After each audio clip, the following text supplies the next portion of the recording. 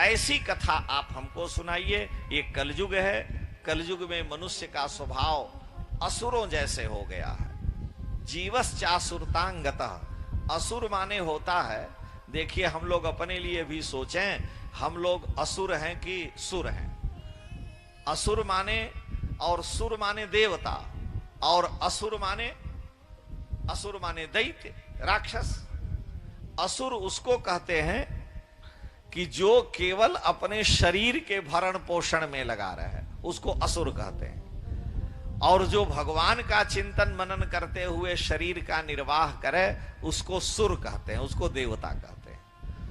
असुसु, असु माने प्राण होता है। असुसु रमते इति असुरः, जो केवल शरीर में ही रमे रहे, जब तक जियो सुख से जियो, कर्जा लेकर घी को पियो, जिसका लेना कभी न देना, फिर क्या जग में आना है, और आना है तो क्या कोई पहचाना है कि ये वही पांडे जी हैं। इसका मतलब ये असुर स्वभाव है, केवल शरीर की ही देखभाल करना। और यह शरीर भगवान की कृपा से मिला है, इससे सत्कर्म करें, भजन करें, पूजन करें, भगवान के चरित्र को सुने सुनावें, ये सुर के लिए है। तो कलयुग में असुर स्वभाव वाले ज्यादा हैं। सूत जी से पूछ रहे हैं ऋषि लोग, कह रहे हैं शौनक आदि, असुर स्वभाव ज्यादा हो गया है। कोई मिलता है किसी से तो पहले नहीं पूछेगा कि भजन कैसा चल रहा। हम लोग भी वही करते हैं, कहिए आप तो बड़े दुबले पतले हो गए, शरीरे को पूछेगा, इस समय आपके दांत टूट गए। कोई ये नहीं पूछता कि आजकल कितने हजार जप हो रहा है, कितने घंटे ठाकुर जी की सेवा करते हैं, ये नहीं पूछा जाता। शरीर पर ही दृष्टि रहती है। अच्छा, किसी से कहिए कितना भजन पूजन करे, एक जगह हमने पूछ दिया, वो बिगड़ के फायर हो गए।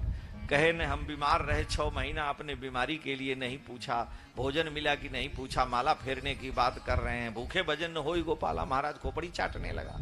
हम चुप हो गए। तब से हम भी पूछने लगे कि कहिए कैसे हैं, शरीर कैसा है।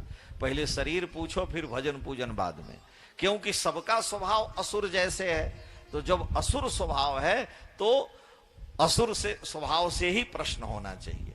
लेकिन ऐसी कथा सुनाइए जो असुर स्वभाव को मिटा दे, जो देवत्व की ओर ले जाए, मनुष्य में दैवी गुण आने लगे। हम में देवता का गुण सारा है, लेकिन हम उसको छोड़ बैठे हैं। और ऐसी कथा सुनाइए जो श्री कृष्ण को प्राप्त कराने वाली है। कृष्ण प्राप्ति करम शाश्वत। अच्छा, नाक दबाए, ध्यान में भगवान आ गए, श्री कृष्ण का दर्शन हो गया, मंदिर में भी दर्शन हो गया। लेकिन देखिए ऋषि लोग कितने शब्द के जादूगर हैं। आप तो कथा कहते हैं, कह रहे हैं कि कृष्ण प्राप्ति करम शाश्वत, जो सदा श्री कृष्ण को मिलाती रहे, ऐसी कथा सुनाइए जिससे श्री कृष्ण का विस्मरण न हो, ठाकुर भूले नहीं, ऐसी कथा होनी चाहिए। यानी जिस कथा को सुनने के बाद श्री कृष्ण मन में, बुद्धि में, हृदय में, विचार में बस जाएं। एक शायर कहता है कि जिसे पी के सारी दुनिया, जिस चरित्र को सुन करके जिसे पी के सारी दुनिया तेरे दर पे झूमती है, मुझको बता दे साकी वो शराब कौन सी है। ये शराब तो पी लिए, नशा चढ़ा हुआ है, कुकुर नहवा रहा है उनको, 4 घंटे बाद उतर गए, फिर नहा धो करके फिट हो गए। तो ये इसका नशा उतरता चढ़ता है। लेकिन वो शायर हबीब लिखता है कि जिसे पी के सारी दुनिया तेरे दर पे झूमती है, पागल हो जाती है। उत्तर प्रदेश के कोई डीआईजी थे, वो राधा भाव में वो पूरा नाचते गाते थे, पत्नी ने मुकदमा कर दिया, लेकिन घायल की गति घायल जाने।